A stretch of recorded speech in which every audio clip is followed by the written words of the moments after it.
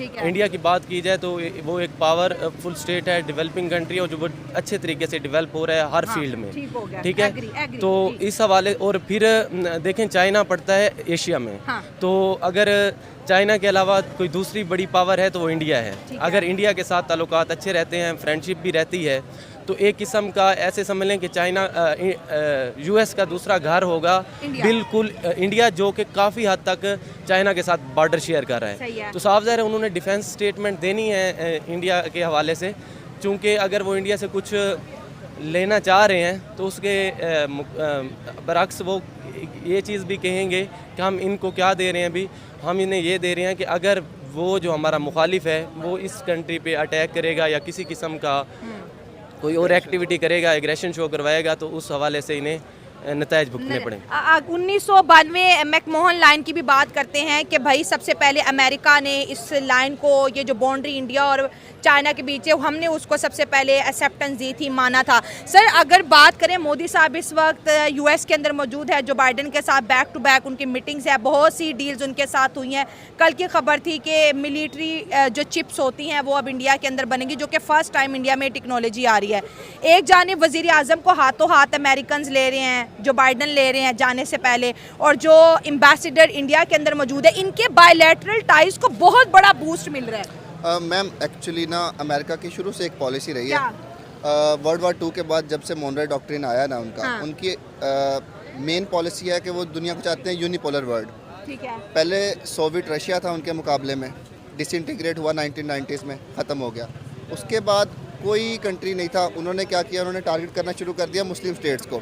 अच्छा। क्योंकि हम लोग कह रहे थे कि हम बहुत अच्छे हैं, ऑयल निकल आया ना मिडल ईस्ट से, तो उन्होंने उसको टारगेट किया, उसामा बिन लादेन वाला सारा सिनेरियो बना।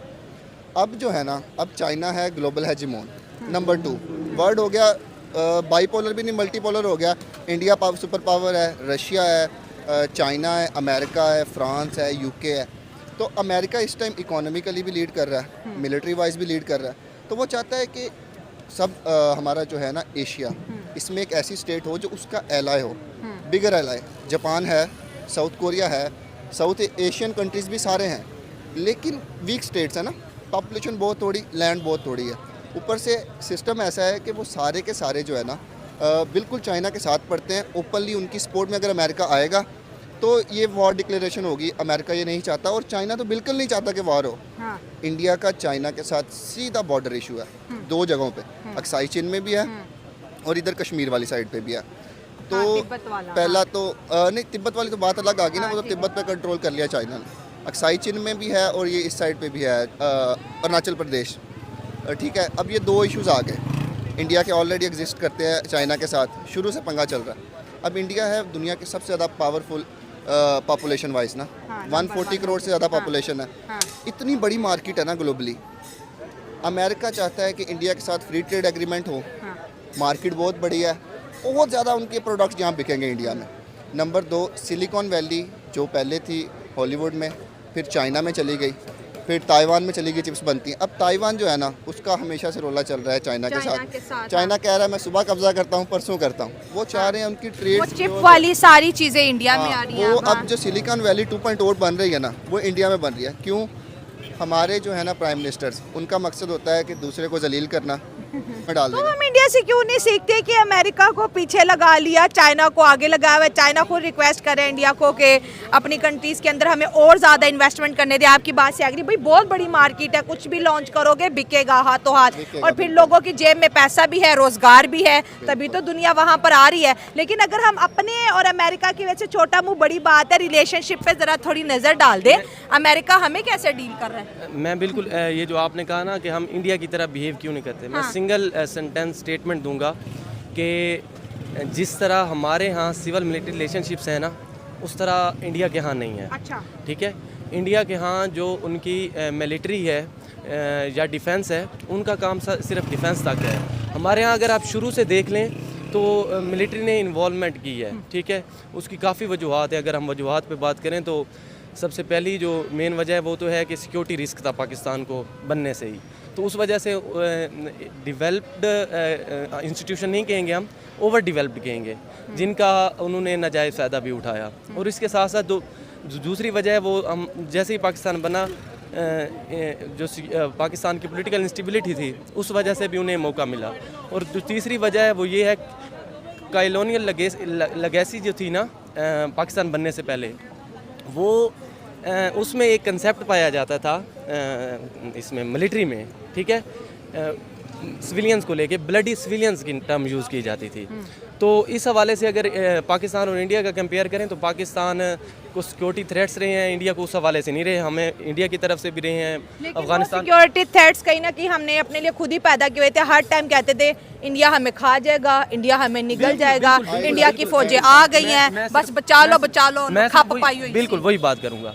जब एक डेमोक्रेटिक स्टेट बराह नाम सो कॉल डेमोक्रेटिक है ना, तो वो अगर किसी और पे अब देखें हमारे फॉरेन पॉलिसी सारी सॉरी टू से हमारे जो इलेक्टेड मेंबर्स हैं, चाहे वो हमारे पीएम हैं या कोई भी हैं, फॉरेन मिनिस्टर हैं, वो नहीं देख रहे उन्हें।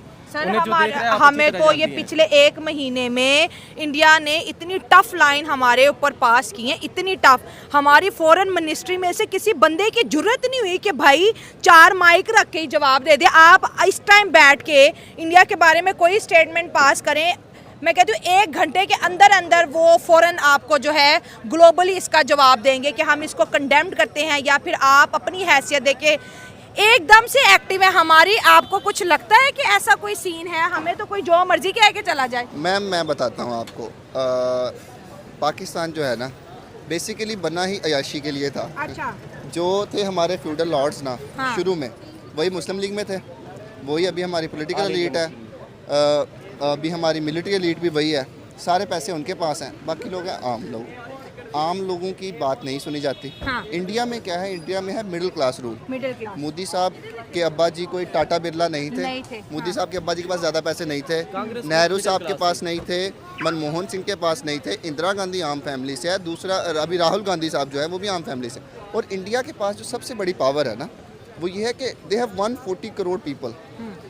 अब आपके पास एक होती है स्ट्रेटेजिक डेप्थ, एक चीज़ का नाम, उनके पास टैलेंट भी तो है ना अच्छे।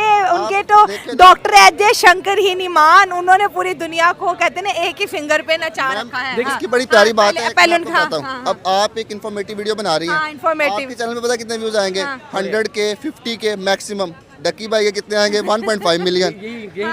रजा समो के कितने आएंगे? सब जो यहाँ पे हमारे यहाँ गलत चीज़ है, पढ़ी लिखी बात सुनते ही नहीं है। इनको पता ही नहीं है पढ़ी लिखी बात होती क्या है। ना तो खुद पढ़े लिखे हैं, ना इनके बड़े पढ़े लिखे थे, ना पढ़ने देते हैं। शुरू से ही जो यूएसए का जो झुकाव है वो भारत की तरफ है, पाकिस्तान की तरफ बहुत कम है। तो अच्छा। जो इसकी जो बेसिक वजह है वो यही है कि पाकिस्तान के जो हालात आप देख लें, क्योंकि जो अमेरिका को भी पता है कि उसने किसका साथ देना है और आने वाले वक्त के अंदर कौन उसका साथ दे सकता है, कौन उसके लिए बेनिफिट हो सकता है। अच्छा, तो वो इस वजह से पाकिस्तान को पीछे छोड़ के, क्योंकि उसको पता है भारत उसका साथ देगा, वो ज़्यादा ताकतवर है, पाकिस्तान गरीब मुल्क है, वो कुछ नहीं कर सकता।